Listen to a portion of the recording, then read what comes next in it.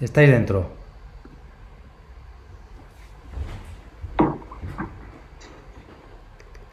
Buenas tardes.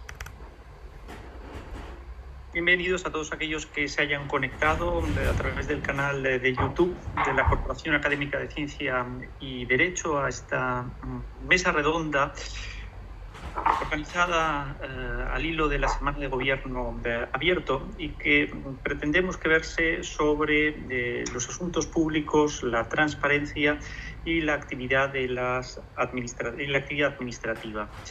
Creo que es una temática de máximo interés en estos tiempos, particularmente en esta época post-COVID, en que la incidencia de la actuación de la administración en la sociedad se ha acentuado, si cabe más que en la etapa previa al COVID, y buena prueba de ello es la ingente cantidad de ayudas públicas procedentes de fondos europeos que inciden en diversos sectores de la realidad social y económica de nuestro país: el turismo, de la salud, la movilidad, el sector financiero.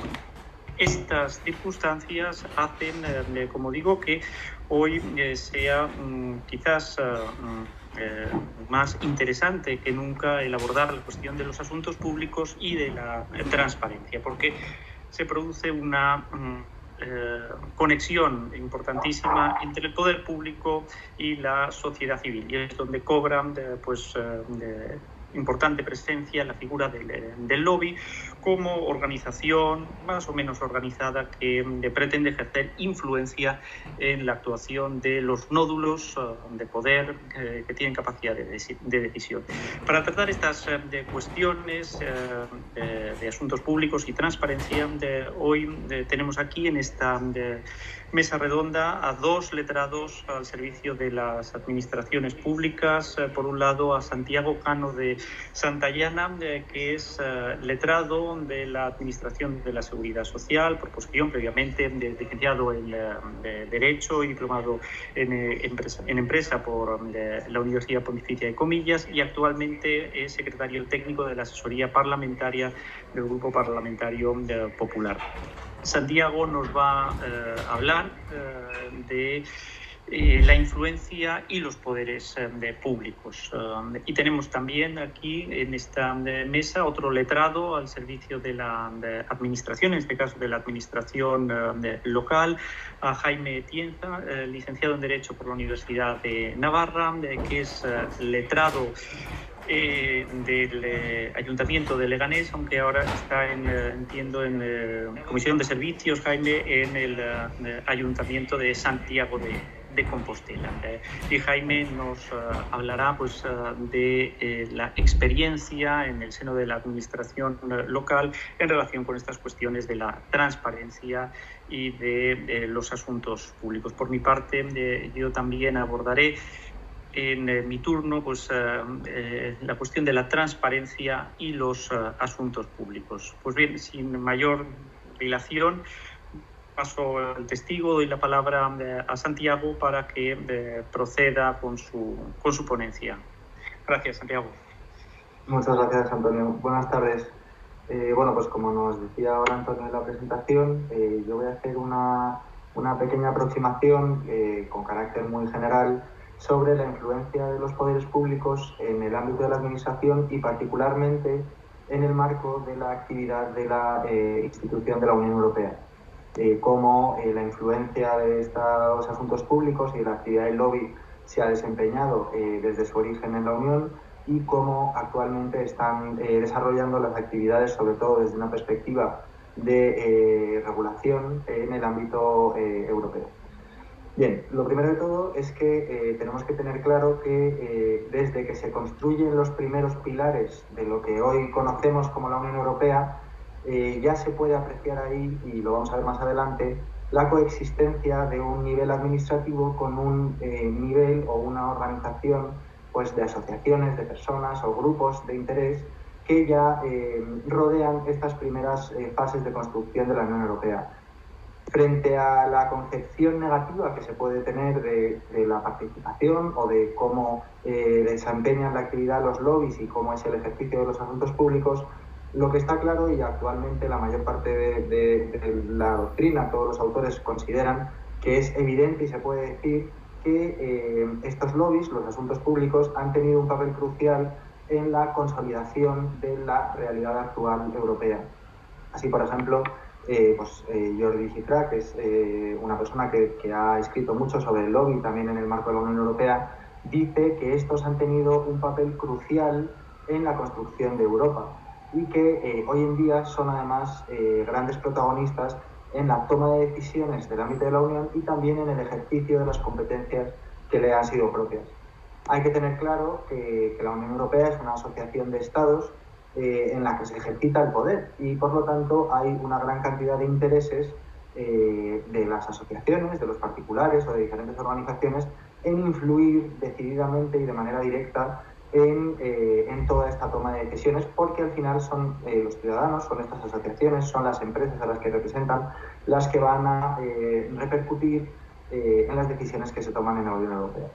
La importancia que ha tenido el lobby en la Unión Europea o el ejercicio de los asuntos públicos se ve claramente si contemplamos la enorme cantidad de personas que se dedican a esta actividad hoy en día en Bruselas o bueno, en el ámbito, en el cosmos institucional que se genera alrededor de toda la Unión Europea, también la gran cantidad de empresas dedicadas a esta actividad en el marco institucional europeo y también el amplísimo presupuesto que estas empresas y estas personas dedican para el ejercicio de la actividad de los asuntos públicos.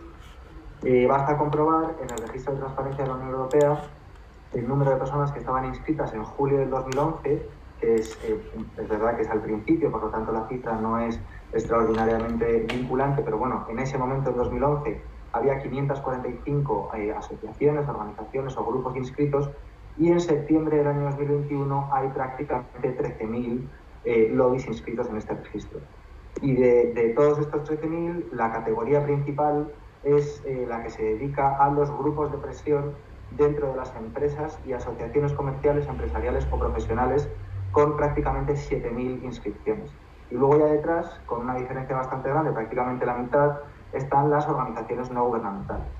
Pero bueno, aunque en el registro constan 13.000 inscripciones, lo que dicen la realidad, las publicaciones y las estimaciones, es que realmente en Bruselas hay aproximadamente 30.000 personas que se dedican a los asuntos públicos.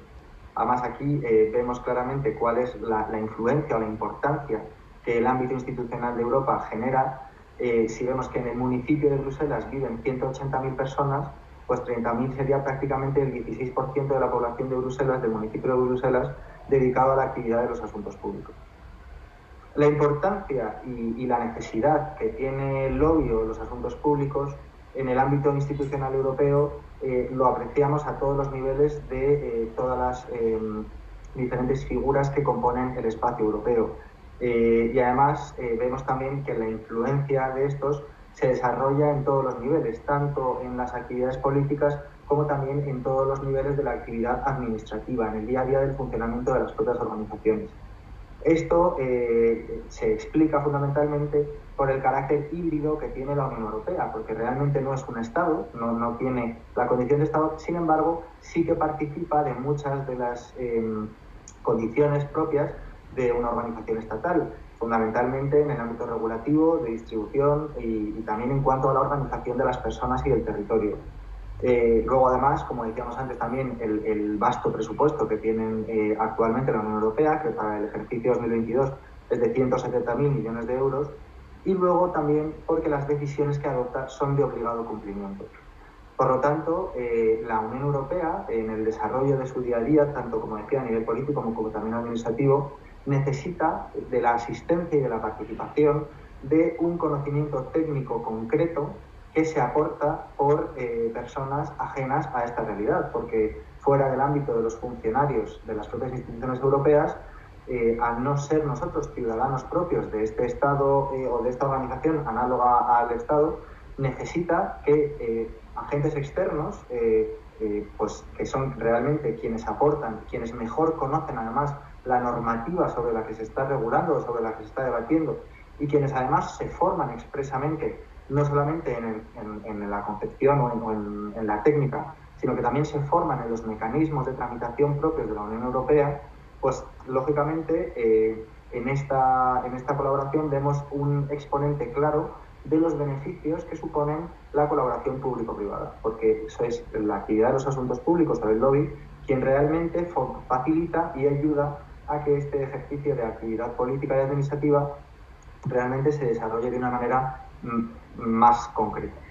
En definitiva, vemos que en el ámbito de la actividad de los asuntos públicos y del lobby hay una relación que es de carácter triangular. De una parte está la institución, en nuestro caso serían las instituciones europeas. Luego están los grupos de interés y luego, en tercer lugar, estarían los ciudadanos o las empresas o las organizaciones que son quienes se van a ver directamente afectados por la relación que existe entre la administración y el lobby.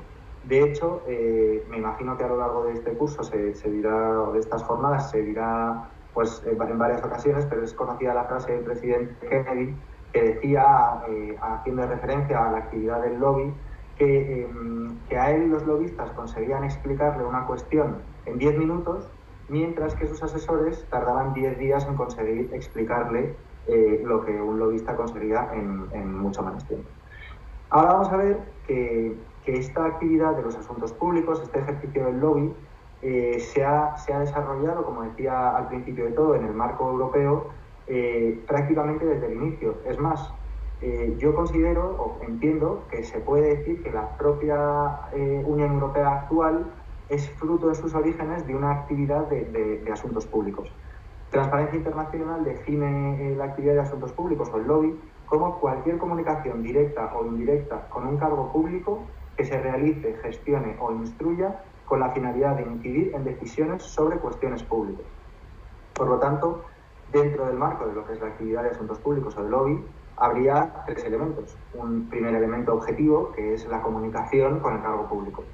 En un segundo lugar, el elemento de naturaleza subjetiva, que es que aquel hacia el que se dirige la comunicación sea efectivamente una persona con poder de decisión, un cargo público. Y finalmente, o por último, un elemento de carácter finalista, y es que esta comunicación directa o indirecta influya de manera concreta en las decisiones que pueda adoptar la administración o los organismos que en ese momento hayan de disponer sobre cualquiera de los asuntos. Pues bien, yo entiendo que estos tres elementos concurren en lo que se considera como la instauración de lo que es esta asociación europea. Y esta es la declaración de Schuman, que era el ministro de Asuntos Exteriores de Francia, que hace el 9 de mayo del año 1950 a efectos de constituir una asociación en el mundo del carbón y del acero. Aquí la declaración de Schuman lo que pretendía fundamentalmente, después del periodo de la Segunda Guerra Mundial, con las consecuencias y los enfrentamientos que había generado entre países vecinos, era fundamentalmente la creación de una alta autoridad común que persiguiese, y dijo, superar su oposición secular en la producción franco-alemana del carbón y del acero, para impulsar el crecimiento económico y sentar su unificación. Y además aquí ya Robert Schuman en esta declaración abre y invita a la participación de otros estados del continente europeo. Después de esta declaración del año 1950, el año siguiente en París se firma efectivamente el Tratado de la Comunidad Económica del Carbón y del Acero. Por lo tanto, vemos que ha existido una comunicación una comunicación con diversos cargos públicos realizada por Schuman, que además esta se hace con la voluntad definitiva de influir, que se consigue finalmente, que es este tratado de la CECA, y que la decisión o la voluntad de los mismos era conseguir una unificación y un objetivo común.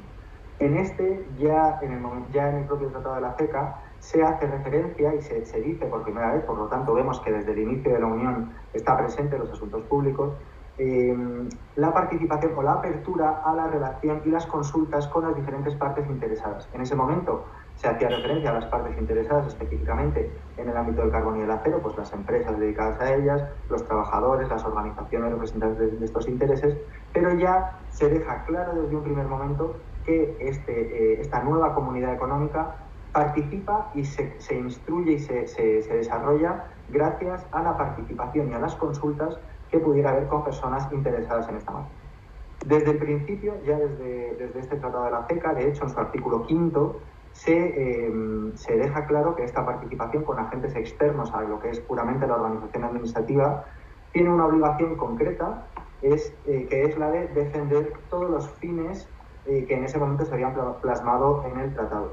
Así, a esta alta autoridad común que se había creado, se le encomiendan como funciones claras en este ejercicio de los fines que se habían puesto en común.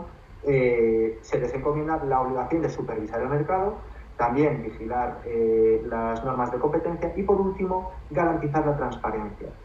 Por lo tanto, desde un inicio en la Unión Europea se han preocupado, como decía antes, de que los agentes externos siempre se guíen por la defensa de la transparencia en sus actuaciones. Se permite su actuación, pero esta actuación tiene que ser transparente y siempre para la búsqueda o para la consecución del interés para el que se había creado esta comunidad. Por lo tanto, vemos que desde un inicio es consustancial al devenir comunitario la participación y la asistencia de personas interesadas o de grupos de interés en la interacción y el desarrollo de sus funciones. ¿Qué ocurre ahora? ¿Cómo está el régimen jurídico europeo actual en la relación con los lobbies?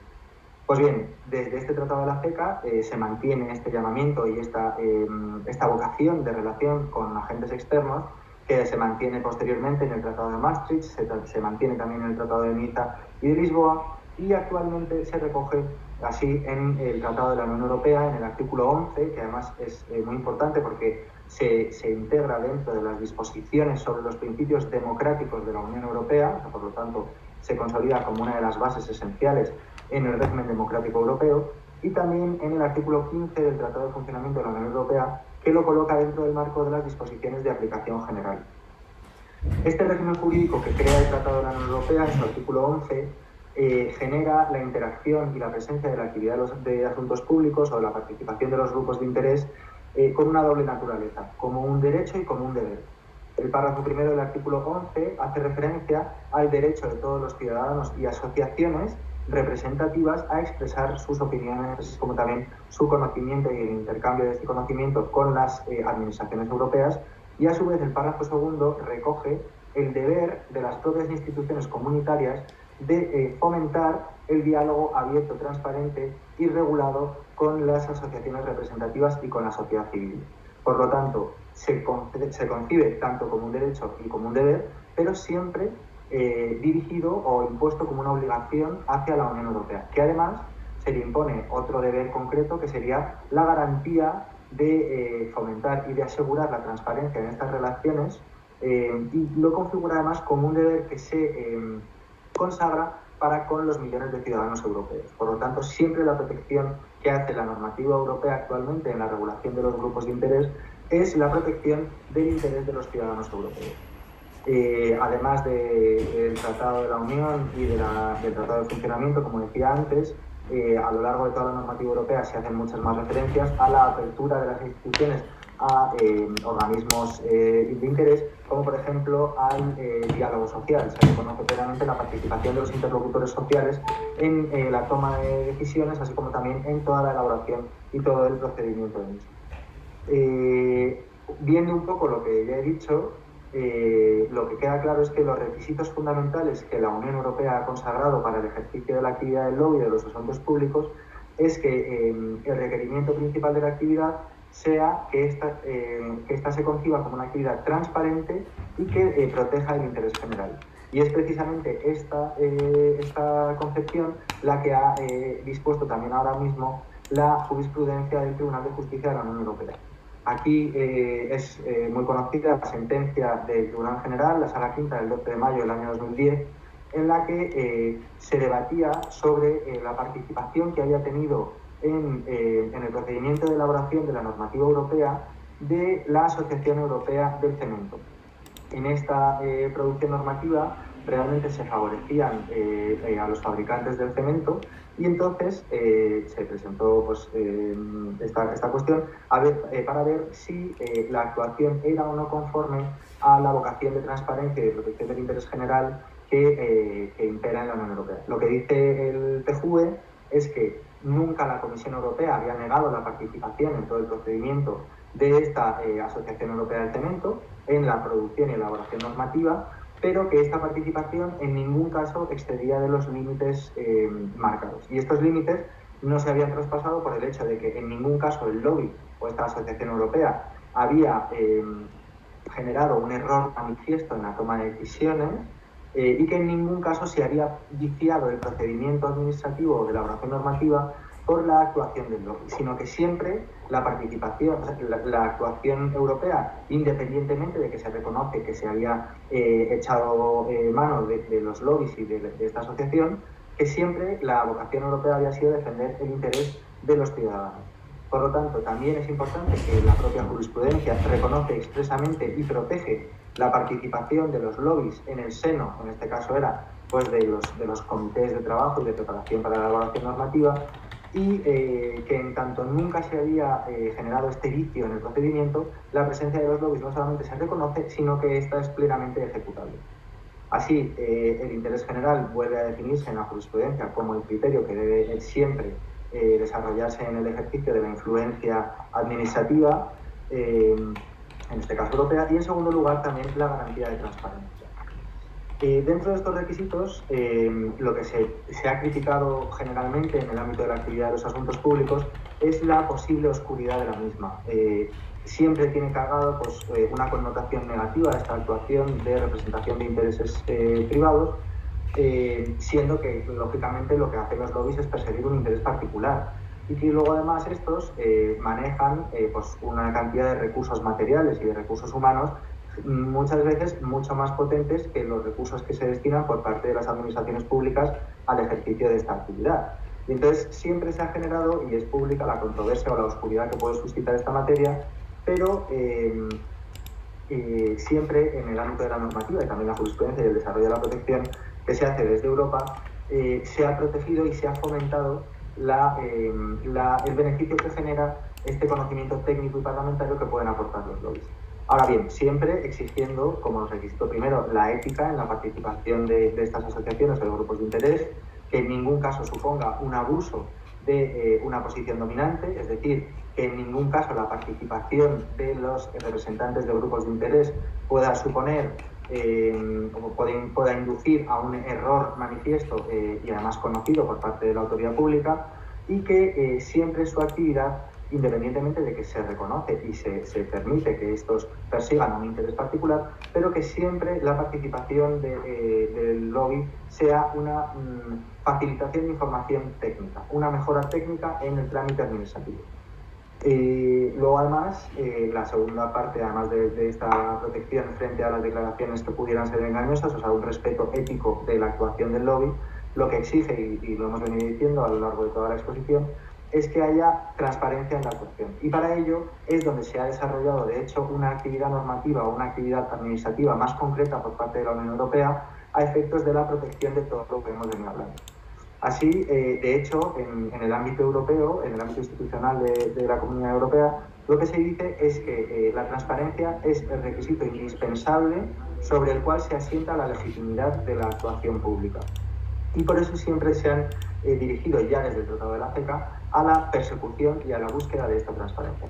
Las actuaciones más recientes, que son realmente las que han reforzado esta participación o esta búsqueda de la transparencia, fue la creación del registro de transparencia pública en el año 1995, que era aplicable expresamente o específicamente al Parlamento Europeo. Luego, en el año 2008, también se crea este registro de transparencia dentro de la Comisión Europea, y en el año 2011 se crea un registro único aplicable tanto al Parlamento como también a la Comisión, y además ya en este acuerdo del año 2011 para la creación se deja constancia de la voluntad del Consejo también Europeo de participar activamente en el mismo, si bien no estaba integrado dentro de esta exigencia del registro de transparencia. Este registro lo que busca fundamentalmente es garantizar que se provee de la información correspondiente a la actividad pública, a la actividad logística, y también que se pueden y que se generan datos estadísticos de esta participación. Hace visible, en definitiva, qué intereses se están persiguiendo con estos lobbies, quién defiende estos intereses y cuál es el presupuesto que estas empresas o que estos grupos destinan para la realización de esta actividad. Este registro de transparencia se caracterizó tradicionalmente por una nota o por un requisito de voluntariedad, es decir, la inscripción era siempre voluntaria. No obstante, a pesar de este carácter voluntario, sí que se derivaban una serie de consecuencias negativas a aquellas personas que no estuvieran inscritas. Y además, en estas consecuencias negativas eran diferentes para el Parlamento Europeo. La consecuencia negativa más evidente de no estar inscrito en el registro de transparencia es que los lobbies o quienes ejercían la función de asuntos públicos no podían acceder o no podían disponer de tarjeta de acceso a las instituciones europeas, ni tampoco podían participar como oradores en el seno de la Unión Europea. Mientras que la Comisión, por ejemplo, establecía otras consecuencias diferentes, la más característica es que la falta de inscripción en el registro impedía a esas personas que ejercían los asuntos públicos reunirse con miembros de la Comisión, con miembros del gabinete, con directores generales de los organismos europeos. Además, también en el propio Parlamento se instaura una modalidad o una circunstancia concreta, que es que en el ejercicio de lo que en España sería un poco la memoria de actividades a efectos del trámite del expediente de tramitación parlamentaria, ellos exigen al Parlamento que se deje lo que se llama la huella legislativa. La huella legislativa es que en las leyes aprobadas por el Parlamento Europeo debe haber una constancia exacta y concreta sobre la información que se ha proporcionado por los lobbies, y también se deben adjuntar e incluir los diferentes documentos o informes que ellos hubieran podido aportar a lo largo de la tramitación y que hubiera concluido con la aprobación de esta normativa. Y además también exigen un código de conducta concreto a los lobistas que se desarrollan en el ámbito de la Unión Europea. Este ha sido tradicionalmente la actuación de la Unión, pero ahora se cambia o se ha modificado el criterio para establecer un régimen de inscripción obligatoria en este registro de transparencia. Esto es un sistema que es más similar al que establecen en Estados Unidos ya desde el año 1995 y modificado después en el año 2007, que esta inscripción también en Estados Unidos es obligatoria, y que en el año 2014 Jean-Claude Juncker, que era el presidente de la Comisión en ese momento, incluye ya en la agenda política de la Unión Europea. En ese momento ya dice, en el año 2014, la voluntad de la Unión de transformar el registro de una inscripción voluntaria a una inscripción obligatoria, y fijaba como plazo para esta transformación el año 2016, que era el plazo que había solicitado el Parlamento Europeo, pero que realmente no llegó a ejecutarse en esa fecha. Hasta el 20 de mayo del año pasado, del año 2021, en el que se firma por el Parlamento, por la Comisión y por el Consejo Europeo, que ya sí que está incluido en este registro, el acuerdo interinstitucional para la transformación del registro público en obligatorio. Y además aquí sí que esta inscripción se fija como requisito sine qua non para el ejercicio de la actividad de los asuntos públicos en el seno europeo. Lo único es que todavía no se ha implantado porque la traslación efectiva de esta obligatoriedad de la inscripción se deja a cada una de las instituciones. Cada una de ellas será la que adopte medidas concretas que impongan este carácter obligatorio o este principio de condicionalidad al desarrollo de la actividad pública. Y ya por último, solamente decir que es evidente que todo lo que es la normativa europea en materia de transparencia y sobre todo en cuanto al desarrollo de la actuación de los asuntos públicos y de los lobbies, incide de manera directa y fundamental en nuestro país. Ahora bien, en concreto, el régimen de esta consolidación de un registro público de transparencia como el que se establece en las instituciones europeas no existe todavía a día de hoy, aunque sí que ya el Consejo de Estado, cuando España se adhiere a la Comunidad Europea en el año 1986, en el informe que prepara, y aun cuando no había sido preguntado en concreto sobre los lobbies o sobre la participación de los grupos de interés, sí que dijo que, dada la reconocida y evidente participación de estos en la tramitación europea y en el ámbito del espacio europeo, al amparo de lo que dicen los artículos 9 y 105 de la Constitución, era fundamental facilitar esta participación de ciudadanos en la vida política, económica, social y en el ámbito administrativo.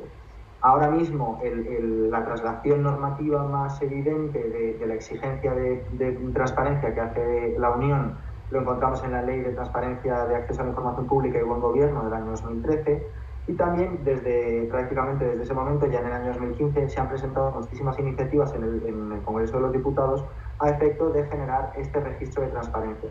La primera de ellas en el año 2015, pero ahora mismo ya se está tramitando desde el año 2021 una iniciativa real que parece que va a traer definitivamente este registro de transparencia al Congreso de los Diputados. Y con esto yo ya estaría... Muchas gracias, Santiago, por tu detallada exposición.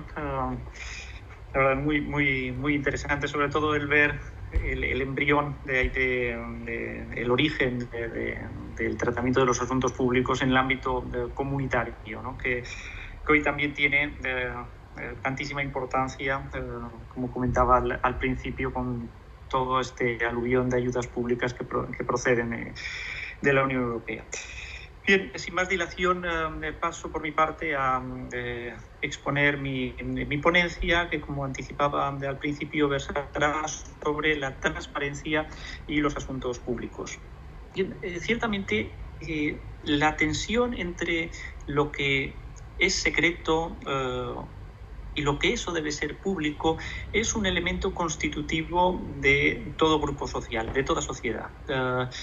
Incluso autores como Carl Schmitt, en el ámbito ya del derecho público, señalaron en su momento, concretamente en una obra titulada Catolicismo romano, y forma política, que lo arcano forma parte de toda gran política.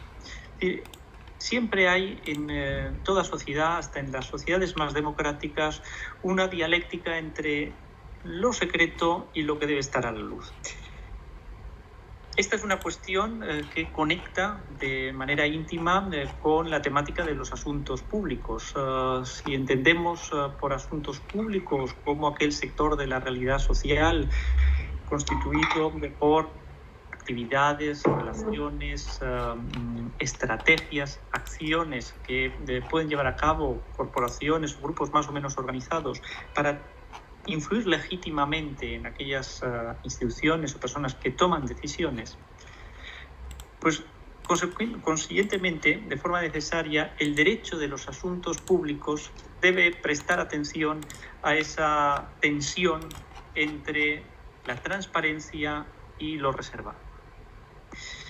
Naturalmente, en la actualidad, dado que vivimos en un Estado social y democrático de derecho, como propone el artículo 1 de nuestra Constitución, y además en un Estado en el que los poderes públicos que lo constituyen están obligados a promover la participación de los ciudadanos en la vida política, económica, social y cultural, la transparencia cobra una importancia elevadísima. Y, por tanto, se constituye en uno de los pilares fundamentales de nuestra sociedad y de nuestra vida pública. A continuación, quería hacer una breve referencia a la fundamentación jurídica de la transparencia. Santiago ha hablado con profundidad de lo que es el origen de la regulación del lobismo y de forma conexa de la transparencia en el ámbito comunitario, por tanto no me voy a meter en el derecho de la Unión Europea, pero sí que quiero hacer una breve referencia al derecho internacional público y a nuestro derecho constitucional como pilares fundamentales donde se asienta la exigencia de transparencia de nuestros poderes públicos.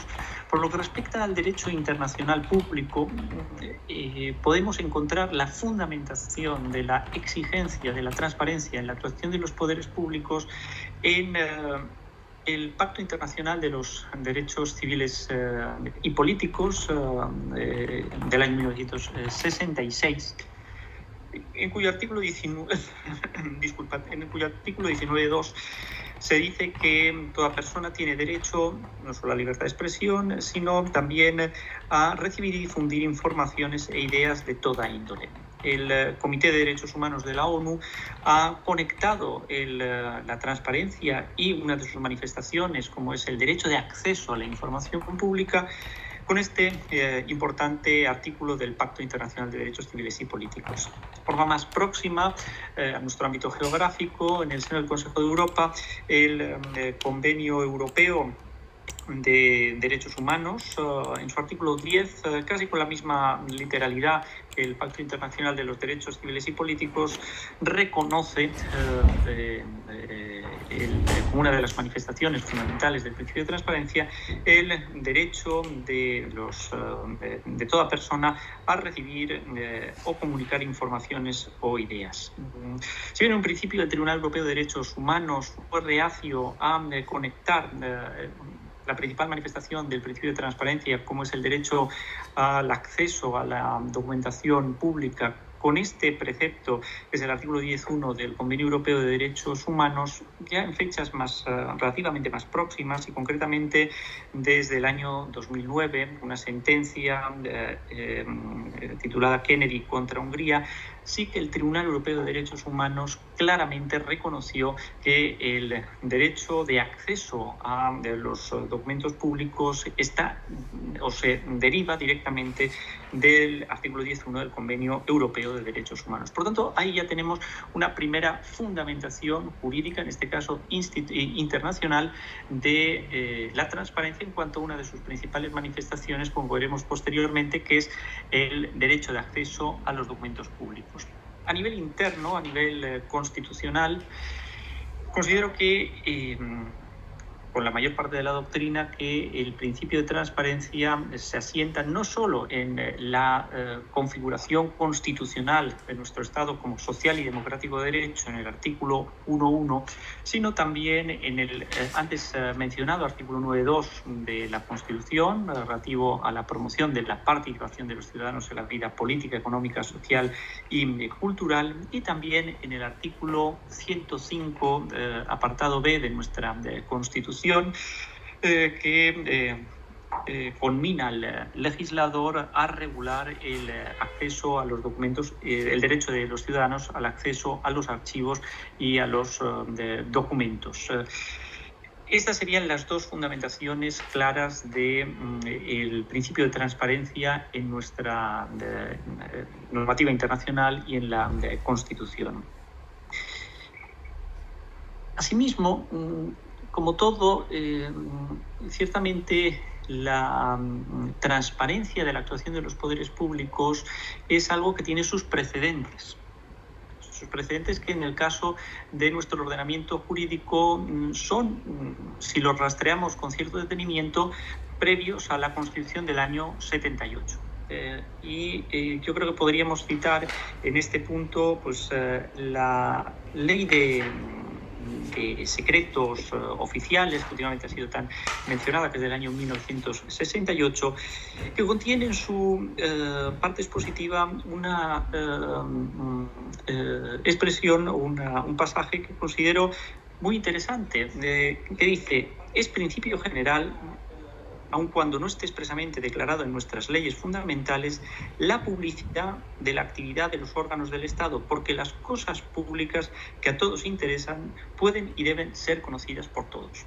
Fijémonos que ya en el año 68 existía, al menos desde una perspectiva formal, un reconocimiento a la necesidad de que la actividad de los poderes públicos fuera conocida por los ciudadanos. Cuestión distinta es la posibilidad de exigibilidad ante la administración o ante la jurisdicción contencioso administrativa en su momento de este deber de transparencia.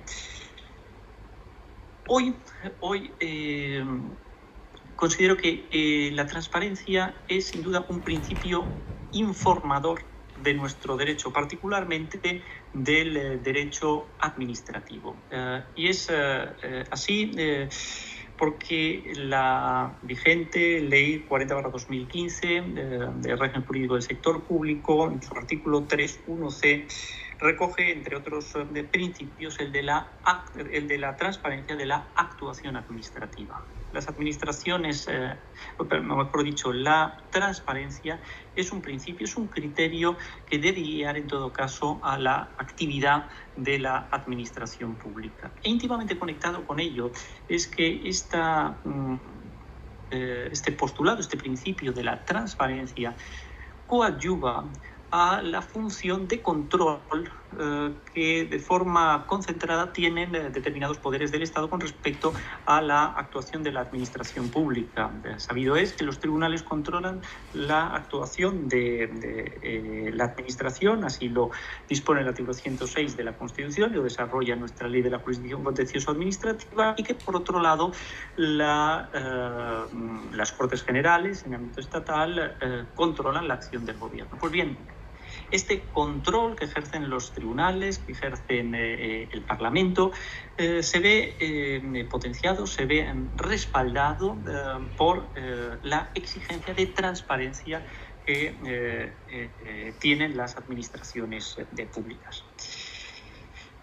La regulación actual de la transparencia se encuentra recogida en la Ley 19/2013, que ya ha mencionado Santiago, de transparencia, acceso a la información pública y buen gobierno. Esta es una ley que cuenta con precedentes postconstitucionales en los que no vamos a entrar, pero que son precedentes en el ámbito de la contratación pública, las subvenciones, el medio ambiente.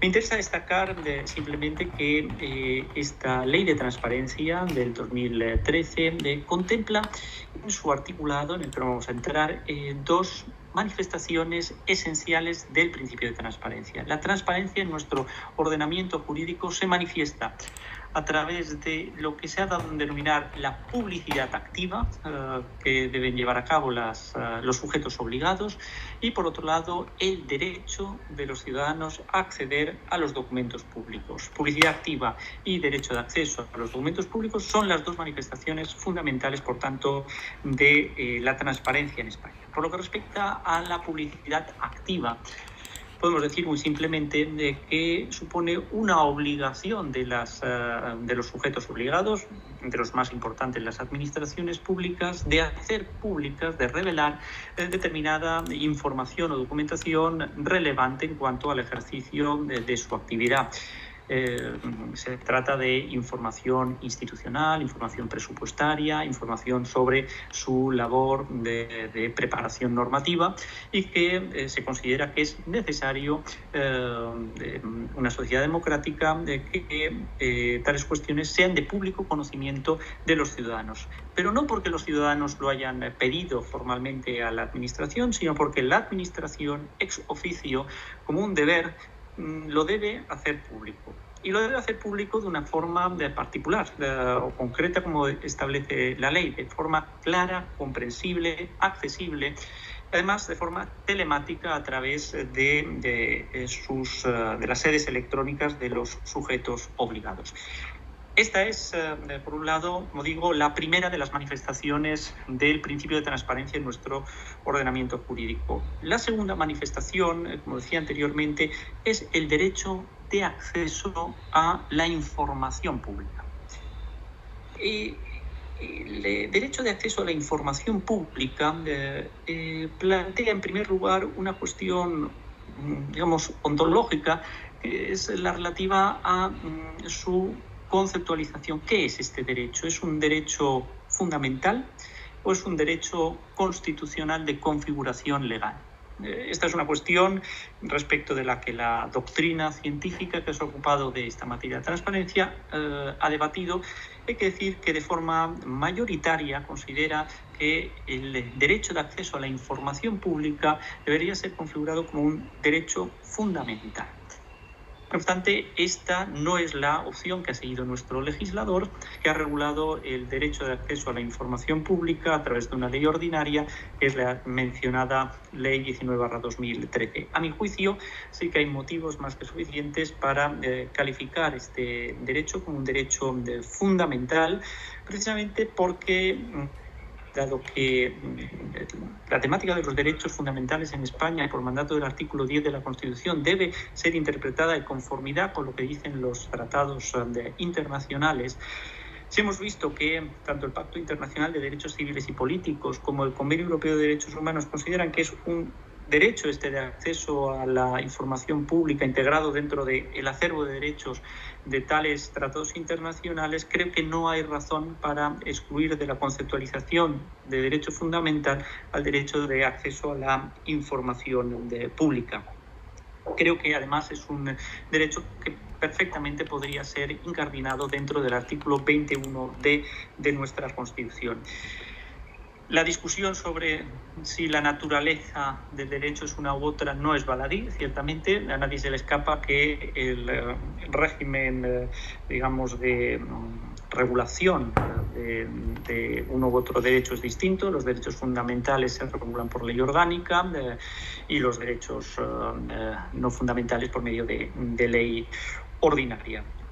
y por otro lado el régimen de tutela de un derecho fundamental respecto de un derecho ordinario difieren, porque un derecho fundamental, como sabemos, puede ser protegido en primer lugar a través de los procedimientos basados en los principios de preferencia y de sumariedad y ulteriormente, en su caso, a través del recurso a amparo ante el Tribunal Constitucional. Dicho esto, debemos señalar, y voy abreviando, ¿qué concepto maneja nuestro legislador respecto de lo que es la información pública, que es el elemento objetivo de este derecho de acceso? Pues bien, nuestra Ley de Transparencia y de Buen Gobierno dice que se entiende por información pública los contenidos o documentos, cualquiera que sea su formato o soporte, que obren en poder de alguno de los sujetos incluidos en el ámbito de aplicación de la ley y que hayan sido elaborados o adquiridos en el ejercicio de sus funciones. Aquí yo creo que podemos extraer una consecuencia fundamental. El concepto que utiliza nuestro legislador de la información pública es de suma amplitud y trasciende al concepto de documento. La información pública a la que tiene derecho a acceder el ciudadano es algo más que los documentos, por ejemplo, los documentos que puedan obrar en un expediente administrativo finalizado, sino que es información que esté en poder del sujeto obligado correspondiente, cualquiera que sea su soporte. Obviamente, el derecho de acceso a la información pública, como todo derecho, tiene sus límites extrínsecos e intrínsecos. Límites extrínsecos derivados de la coexistencia de otros derechos dignos de tutela jurídica y un límite intrínseco fundamental que es el del ejercicio no abusivo, el ejercicio civiliter del propio derecho. La jurisprudencia ha entendido que la aplicación de los límites al derecho de acceso a la información pública debe ser interpretada de forma restrictiva. Se debe dar preponderancia a la posibilidad de acceso. Límites hay fundamentalmente dos tipos, límites que coinciden con intereses públicos, como podrían ser de la defensa nacional, la seguridad, relaciones exteriores, de prevención, investigación y sanción de ilícitos penales, secretos comerciales, y luego hay otros límites basados en la protección de los datos de carácter personal de personas que pudieran verse afectadas en cuanto a la preservación de tales datos como consecuencia del ejercicio del derecho de acceso.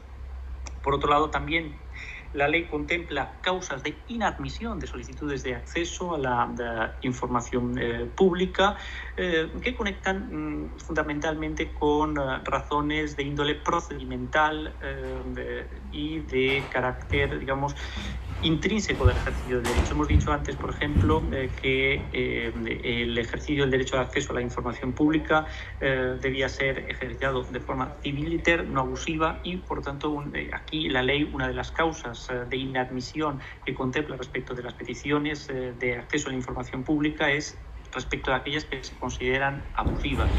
También son causas de inadmisión el acceso a información todavía no elaborada o determinados tipos de documentos administrativos como informes no preceptivos. Menciono esta cuestión de los informes preceptivos porque es una de las cuestiones que a mí me ha sorprendido y que considero más digna de crítica de la ley de transparencia, que no contemple como objeto del derecho de acceso los informes no preceptivos que se puedan elaborar en el seno de un procedimiento administrativo, porque aun cuando no sean preceptivos considero que pueden tener una relevancia sustantiva en cuanto a la resolución, al contenido de la resolución que ponga fin al procedimiento.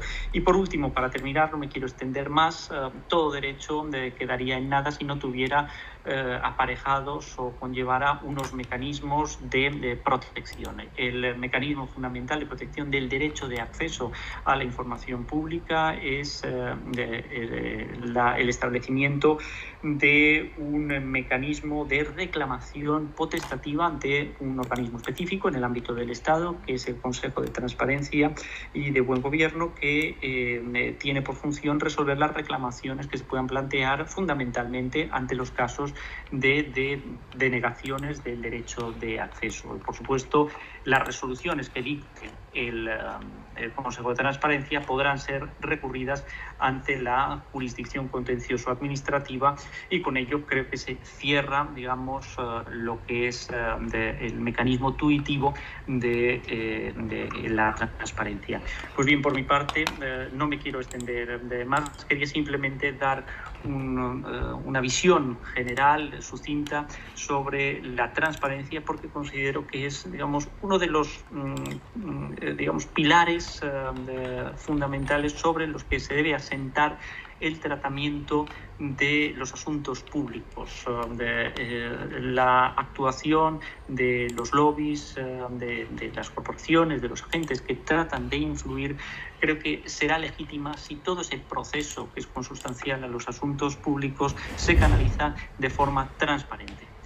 Bueno, por mi parte nada más. Jaime, te doy la palabra para que puedas proceder con tu ponencia. Gracias. Muy bien, pues muchas gracias, Antonio, y muchas gracias, Santiago, también por la exposición tan interesante. Y por mi parte, efectivamente, bueno, comentabas un poco que el objeto de mi ponencia es algo así como experiencia de la administración local. La experiencia es más bien escasa, con lo cual la ponencia, me comprometo a que no dure más de 15 minutos, me he puesto ya el tiempo, pues va a versar sobre todo, desde mi punto de vista, lo que puede ser más de utilidad, que es analizar de forma comparativa las leyes autonómicas que sí han entrado a regular esta cuestión. Como decía Santiago y apuntaba muy bien, no hay una regulación ahora mismo estatal, no hay una regulación de aplicación general y, por lo tanto, pues los ayuntamientos ahora mismo, la mayor parte de ellos no pueden aplicar de forma directa. Veremos al final qué posibilidades puede haber, pero no tienen una aplicación directa en función de ley estatal o de ley de bases, y solamente aquellas comunidades autónomas que sí prevén la aplicación a ayuntamientos, pues cuentan ya, digamos, con normativa. Voy a compartir la pantalla, si me confirmáis. No sé si se ve. Por ahora no. Por ahora no, Jaime. Ahora va a tardar un poco en cada. Perfecto. Ahora sí, ¿no? Vale. Sí.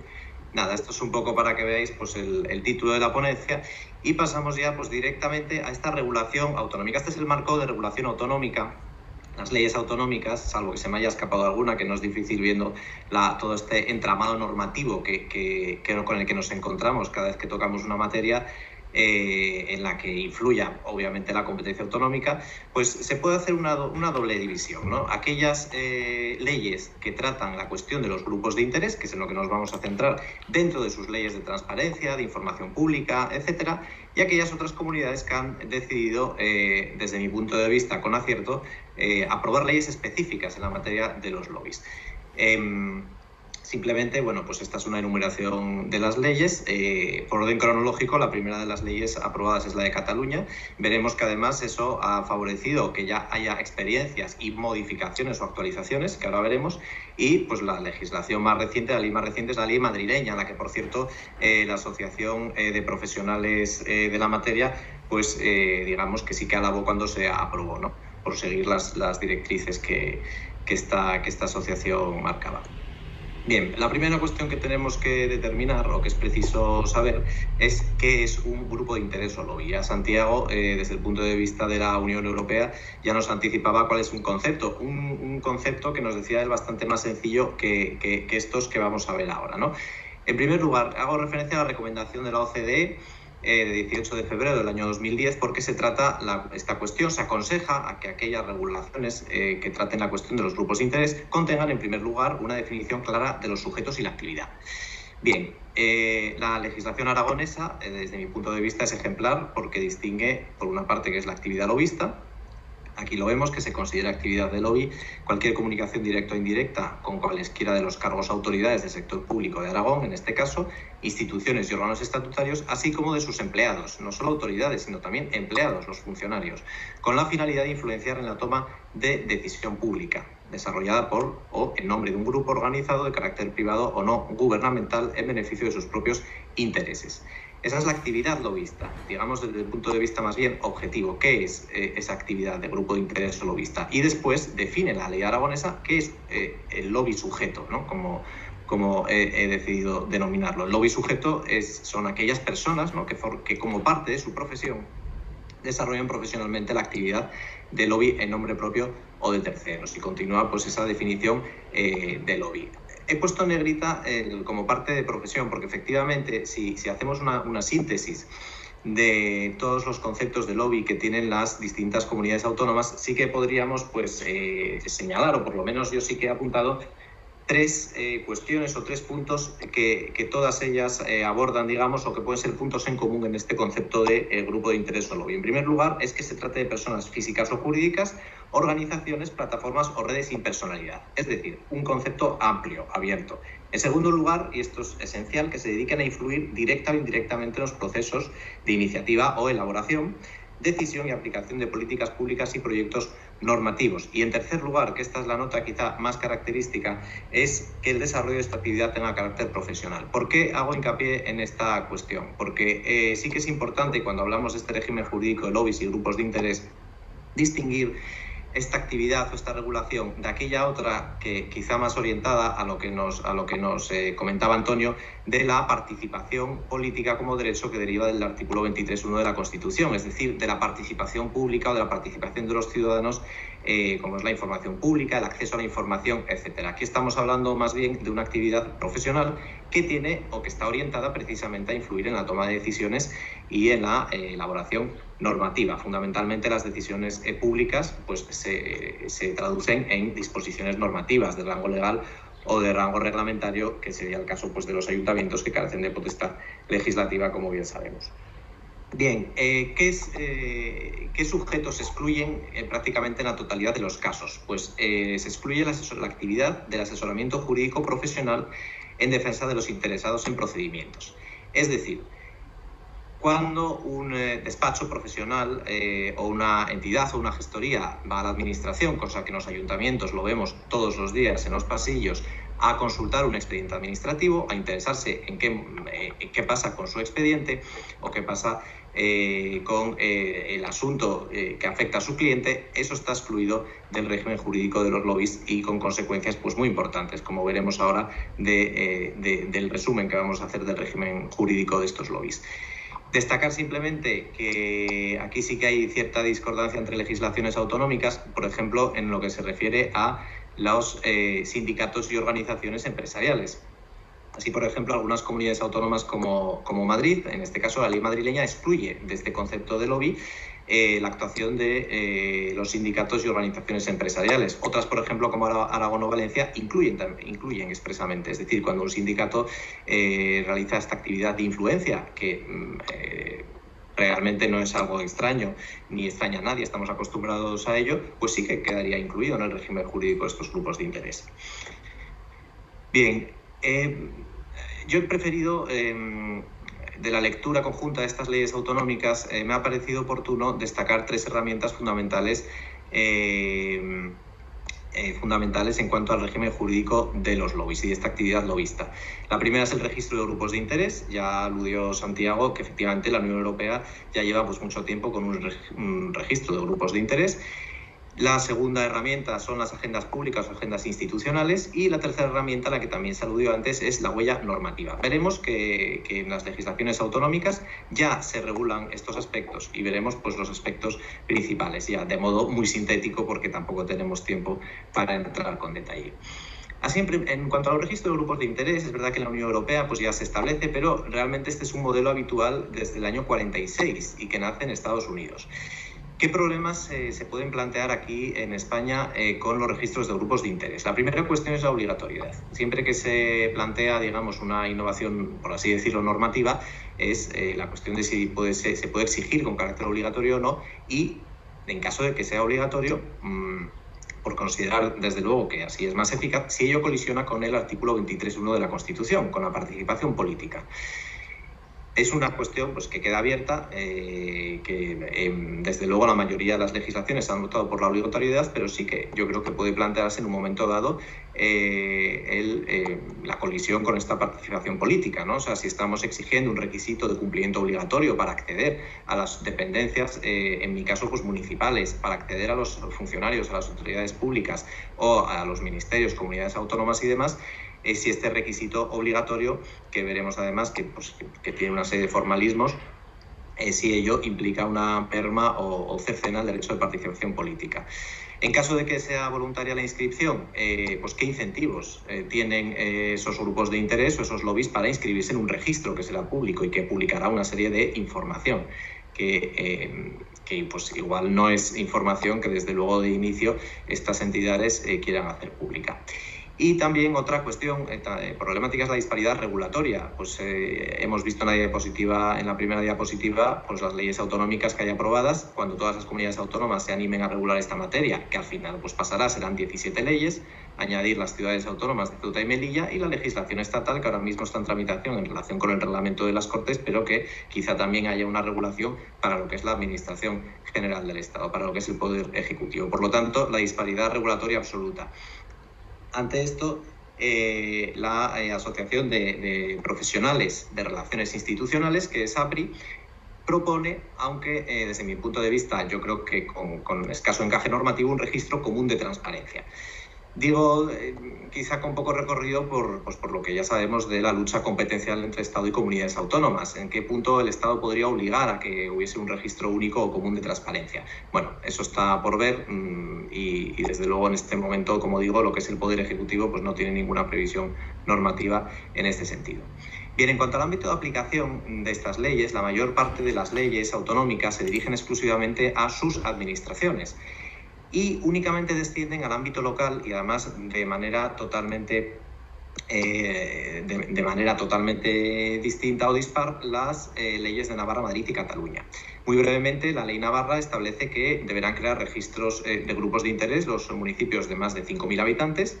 La ley madrileña, por ejemplo, no hace una referencia expresa de que los ayuntamientos tengan obligación de hacer registros de grupos de interés, pero sí de manera indirecta en su disposición adicional octava dispone que todo lo relativo a la ley será de aplicación a administraciones locales y universidades, y entendemos que dentro de la ley, por supuesto, están los registros de grupos de interés. Y finalmente el caso de Cataluña, que es el caso pues más experimentado. Comentaba antes que la ley catalana es del año 2014 y en Cataluña lo cierto es que mediante el decreto ley 1/2017 se tuvo que reformar esta ley, creando lo que se llamó registro de grupos de interés de Cataluña. Lo que sucedía, tal y como reconocía Cataluña en esa exposición de motivos, era que ninguno de los ayuntamientos, prácticamente, incluso aquellos que contaban con una estructura adecuada, habían creado esos registros de grupos de interés, se habían adaptado a la normativa autonómica. Por lo tanto, lo que se decide desde un punto de vista práctico y desde luego elogiable es crear un registro único en toda la comunidad autónoma al que desde luego deberán incorporarse todos los ayuntamientos, quedando no obstante a salvo la posibilidad de que los ayuntamientos pudieran establecer sus propios registros, pero siempre interconectados y con una pasarela o conexión a través de este registro común catalán. Digo, por tanto, que la experiencia de Cataluña era que no se estaban creando registros, como me consta que en Madrid pues no se están creando, por ejemplo, y lo que decide es crear pues ese registro único autonómico. Bien, voy a pasar muy rápido. Ahí pues he puesto como ejemplo la obligatoriedad de inscripción de la ley valenciana. También cuestión importante es el contenido de estos registros, ¿no? En estos registros, pues como en cualquier registro, pues hay una serie de asientos en los que figura información, pues información relativa a los sujetos, información relativa a las actividades que hacen esos lobbies, esos grupos de interés, a qué se dedican. También suelen contener un código de conducta que además veremos que deberán asumir obligatoriamente quienes quieran inscribirse, el sistema de denuncias para aquellos lobbies, o aquellas entidades que se dedican a la actividad lobista que incumplan los principios del registro, el código ético, la información que debe ser pública, etcétera. También es importante referirnos pues, muy por encima al control de entradas y al control permanente. Es decir, es lógico que cuando se inscribe una entidad hay un control previo de qué información se va a publicar y de qué se cumple, pero debe haber un control permanente de que esas entidades pues, continúan, mientras están inscritas, cumpliendo con esas obligaciones, fundamentalmente pues, con los códigos de conducta. Y en este sentido, sería bueno, y para ello es ejemplar la ley aragonesa, que el registro y, por lo tanto, ese control permanente no se haga depender de la propia administración autonómica, sino de una entidad externa, y en este caso se hace depender del Poder Legislativo. Es la Agencia de Integridad y Ética Públicas, de la que depende el registro y que además depende de las Cortes de Aragón. Por lo tanto, el caso aragonés pues, es un caso ejemplar en este sentido, porque el control del registro no es por la propia Administración, sino por el Poder Legislativo autonómico. Y finalmente, referirnos también a los derechos y obligaciones que derivan de esa inscripción en el registro. Simplemente me remito, por si alguien tiene curiosidad, a un decreto de Castilla-La Mancha por el que se especifica, se crea propiamente dicho el registro que se prevé en la ley. Es decir, la ley prevé lógicamente la posibilidad del registro y un decreto lo crea, y establece un total de 14 puntos que son las obligaciones o las normas de conducta que tienen que adoptar estas entidades inscritas. Y finalmente, pues como en prácticamente cualquier materia, se establece normalmente en las leyes autonómicas un régimen sancionador. Régimen sancionador que en esta materia de la información pública, de la transparencia y del buen gobierno, en definitiva, es criticado por algunos autores. Yo, por ejemplo, cito a Jiménez Asensio, que habla de una infraestructura ética, considera que realmente lo ideal en las organizaciones es que se cree esa cultura ética, que existan pues, unos controles ex ante, pero que el régimen sancionador realmente no ayuda a que se implementen, ¿no?, estas formas de actuar o estas conductas por parte de autoridades y de empleados públicos. Bien, pasamos ya muy rápido a la agenda pública. La agenda pública, desde luego, es sin lugar a duda otro cauce que ayuda a la transparencia en esta actividad lobista. Hemos visto pues, todas esas obligaciones que pueden asumir los lobbies cuando quieren entrar en contacto con la administración pública, en los que, pues, como decía, la inscripción a veces es requisito indispensable para poder acceder a esas autoridades y funcionarios, pero también es cierto que está la otra parte, la otra cara de la moneda, que es qué hace la administración en relación con esa actividad, qué publicidad tiene la administración. Bien, anoto aquí la recomendación 1/2017 del Consejo de Transparencia y Buen Gobierno, que es una recomendación muy interesante que surge por las dudas que tenían muchos ministerios cuando se les pedía por parte de los ciudadanos acceso público a las agendas de los políticos, y le remitían por regla general a la página web de Presidencia del Gobierno de Moncloa, donde venía pues lo que hacían los políticos. Pero eso no es realmente la agenda de transparencia. Entonces, esta agenda institucional se viene a definir precisamente por este Consejo de Transparencia, puesto que no tiene una definición en la Ley de Transparencia. Dentro del título de publicidad activa pues se encuentran todas las disposiciones normativas, cuestiones presupuestarias, económicas, datos y más datos, pero no se habla de la agenda pública. Por lo tanto, es un concepto, digamos, creado doctrinalmente, si se quiere, por el Consejo de Transparencia. Y es esta relación de asuntos, compromisos, quehaceres, etcétera, que se soporta en libros, en cuadernos, en dispositivos y que tiene que incluir pues, todas esas actividades que hacen desde luego las autoridades. Y en ellas se inscriben, como se puede ver pues, en ese punto que he anotado, las visitas oficiales, actos institucionales, eventos, actos, conferencias, foros públicos y privados, recepciones, comidas oficiales, actos sociales, es decir, toda la vida pública de un político, por así decirlo, tiene que estar en esa agenda pública y además tiene que ser accesible. No cabe duda de que esta publicidad activa solo es eficaz si es accesible y si es actual. Y podríamos decir hoy en día también si es, además, pues, interoperable y reutilizable. O sea, si esa información se puede consultar de manera sencilla y se puede reutilizar. Y pasamos ya a la última herramienta, que es la huella normativa. Ha hablado Santiago ya de la huella normativa, por lo tanto, pues nada, muy telegráficamente, es clara la relevancia que tiene en esta materia de los grupos de interés, porque permite conocer el íter de cualquier decisión pública, permite conocer qué modificaciones ha habido, por ejemplo, en un borrador de un proyecto normativo, quién ha introducido esas modificaciones, cómo ha sido el debate, si ha habido alguna propuesta rechazada, por qué se ha rechazado, y es conocerlo con datos exactos, o sea, conocer quién ha influido en la toma de decisiones. Algunos ejemplos de regulación pues, son Asturias, que habla del expediente de huella en la actuación pública, o la Comunidad Valenciana, que exige la aportación o la incorporación como anexo a todo proyecto normativo de un informe de grupos de interés. Hay que hablar siempre de qué grupos de interés han participado en la elaboración normativa. A mí particularmente me llamó la atención el caso de Aragón, porque en el caso de Aragón no solamente no se regula este acceso a la elaboración normativa por parte de los lobbies, sino que se prohíbe, y dice expresamente la ley que se prohíbe que lobistas y lobbies puedan disponer de un anteproyecto antes de que sea público. Y me llama la atención porque realmente entre los que estamos en la administración o los operadores jurídicos, pues tenemos la experiencia de que muchas veces los anteproyectos son públicos y recibimos incluso por correo electrónico o circulan, digamos, antes de que se hagan públicos. Es decir, que no sé qué recorrido o qué ventaja puede tener esta consideración. Bien, y ya para finalizar, ¿qué pasa con las administraciones locales huérfanas en la materia? Es decir, con prácticamente la mayoría. En España hay unos 8.100 municipios, la mayoría de ellos son municipios muy pequeños, pero sí que hay muchos municipios que no tienen ese respaldo normativo autonómico y en ausencia de ley estatal, que debería ser básica para que pudiera ser de aplicación, pues no tienen esa regulación. La pregunta, y esta pregunta, en mi caso, en el Ayuntamiento de Santiago de Compostela, sí que nos la hicimos, es si puede un ayuntamiento regular esta materia sin esa regulación autonómica o estatal. Entonces, claro, pues como todo tiene defensores y detractores. En defensa de la regulación está el principio de vinculación negativa, he puesto de manifiesto, pues entre otras muchas, en esa sentencia que copio ahí. ¿Esto qué quiere decir? Esto quiere decir que con base en la autonomía municipal, reconocida en la Carta Europea de Autonomía Local y reconocida pues también en el 137 de la Constitución Española, los ayuntamientos pueden regular todas aquellas materias para las que sean competentes con independencia de que no exista una habilitación normativa específica por parte de la comunidad autónoma.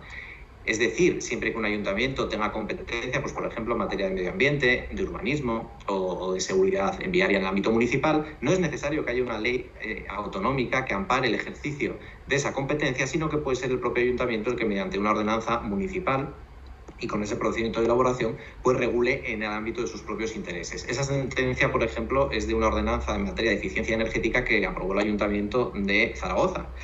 Inicialmente uno puede pensar, bueno, eficiencia energética es una competencia pues autonómica por un lado y estatal por otra, pero ciertamente la protección del medio ambiente forma parte del elenco de competencias municipales y por lo tanto mediante ordenanza municipal sin necesidad de previa habilitación autonómica se pueden regular estas cuestiones, siempre lógicamente dentro del ámbito doméstico de esas entidades locales.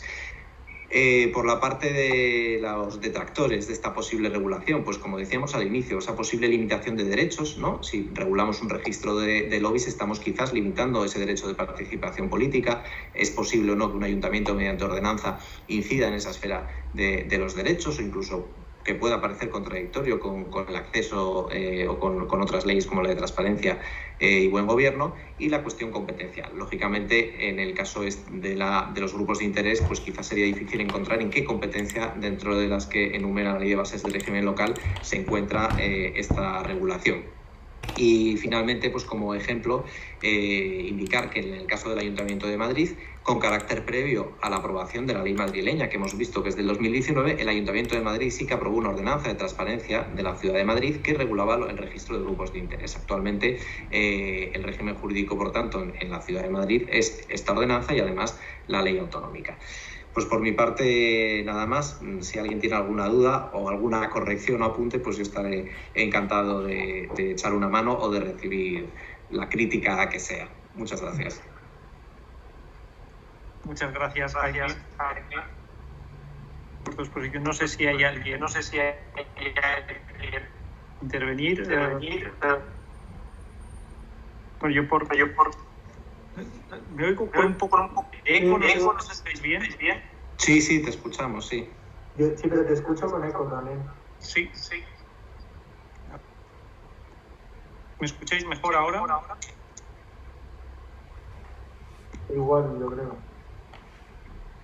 A ver si... A ver si nos quitamos nosotros los micrófonos. Tenéis... Bueno, voy ahora mejor.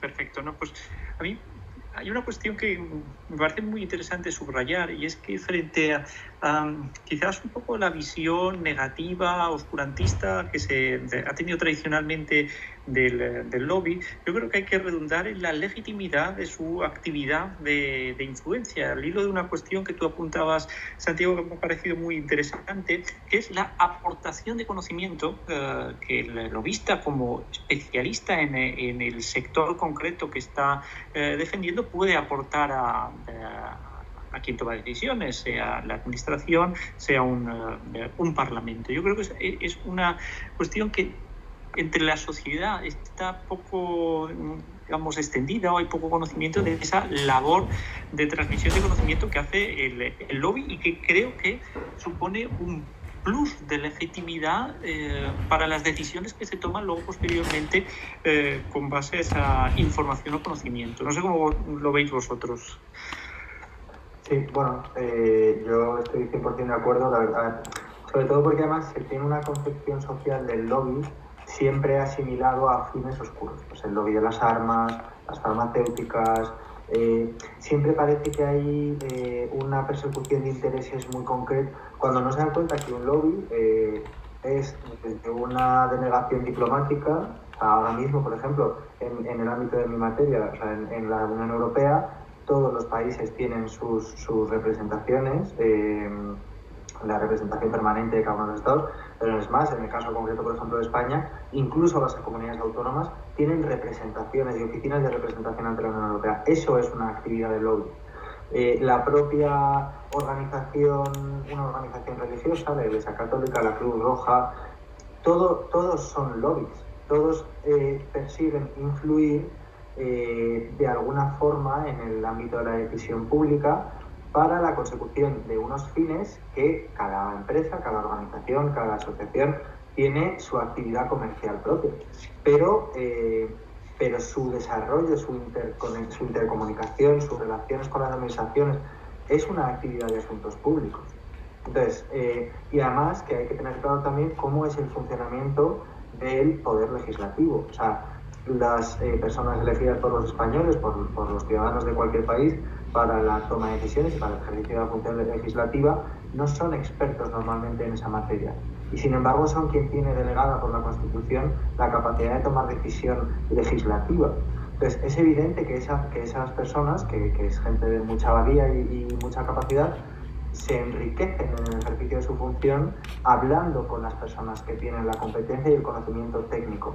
Es gente que se ha preparado específicamente para eso. Por eso siempre tiene que haber una barrera de transparencia y de interés general por parte de quien recibe a estas asociaciones. Y en el ejercicio de la misma, pues como hemos dicho los tres, pues un cuidado extremo en la garantía de la transparencia.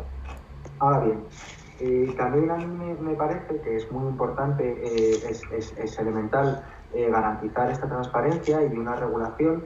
También los tres hemos hablado de la perspectiva jurídica, y es una cuestión sobre la que ya alerta mucha gente, muchas personas, que un exceso regulatorio de esta actividad puede generar el efecto contrario, que es precisamente alentar el posible desarrollo de esta oscuridad, porque es verdad que tú cuando te excedes en la regulación, en los requisitos y en lo que tienes que ejercitar, y más aún en un mundo en el que la digitalización y las nuevas tecnologías están sustituyendo de manera evidente a la concepción habitual del ejercicio de los asuntos públicos. Ahora mismo, yo luego por falta de tiempo no lo he dicho, pero hay uno de los grandes lobistas de Estados Unidos de lo que es la concepción teórica del ejercicio de la actividad del lobby, que es una persona que se llama Tony Podesta. Ya en el año 2014 alertaba sobre la variación o la alteración que en el ejercicio de la actividad de los asuntos públicos están trayendo este desarrollo tecnológico. Él decía, cada vez más las relaciones gubernamentales son un trabajo de comunicación y relaciones públicas, de movilizar a gente y emitir anuncios de televisión, y no tanto la concepción habitual de dirigirse al congresista o al funcionario de la administración. Por lo tanto, desde luego, eliminar la percepción negativa, porque todo lo contrario, yo creo que los expertos en cada una de las materias aportan al proceso legislativo, siempre con respeto y transparencia. Y en segundo lugar, tener en cuenta que en la situación social actual, esta exigencia y esta demanda, por supuesto, de transparencia no puede suponer una regulación excesiva de las condiciones para el ejercicio de la actividad. Sí, yo estoy de acuerdo totalmente. Y además con el estudio de las leyes autonómicas, yo diría quizá que lo que nos falta aquí es experiencia. O sea, en el ámbito de la Unión Europea ya la hay, aquí las leyes son todas muy nuevas.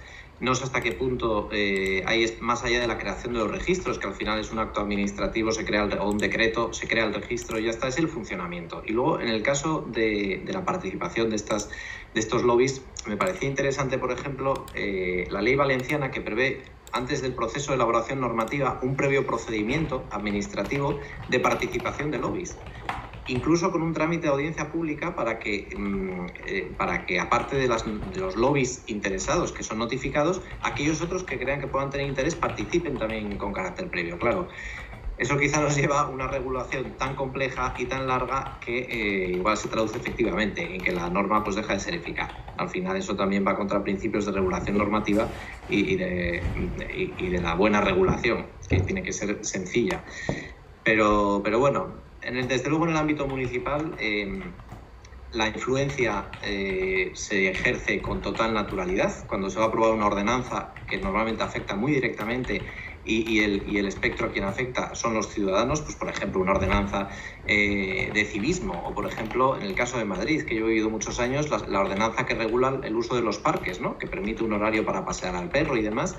Eso puede entrar en conflicto con los que pasean, con los que hacen ejercicio, con los que corren, con los que van en bicicleta. Bueno, pues cuando se hace esa regulación no solo hay que escuchar al grupo de los afectados, por ejemplo de las asociaciones caninas, por así decirlo, hay que escuchar a otros grupos y eso al final se necesita un régimen que exija al productor normativo, que exija a la administración pública dar cabida a esas asociaciones y que luego se publiquen los resultados, que luego se sepa por qué se ha optado por esa regulación y no por otra. Solo así será posible el control de la discrecionalidad. Pues, Jaime, Santiago, muchísimas gracias por vuestras intervenciones. Me han parecido interesantísimas y espero que a todos los que nos hayan podido seguir o en otro momento puedan visionar el vídeo que quedará colgado en el canal de YouTube de la Corporación Académica de Ciencia y Derecho, pues seguro que también les parecerá muy, muy interesante. Insisto, gracias a los dos y bueno, esperemos que se pueda repetir la oportunidad. Muchas gracias, Antonio, y agradecer también efectivamente a la Corporación Académica de Ciencia y Derecho que si bien está constituida por letrados autonómicos, pues agradece que a los funcionarios municipales también nos invite un poco a dar nuestra visión. Exacto. Muchas gracias también, Antonio, por la dirección de la ponencia del debate. A vosotros, Santiago, Jaime. Hasta luego. Hasta luego.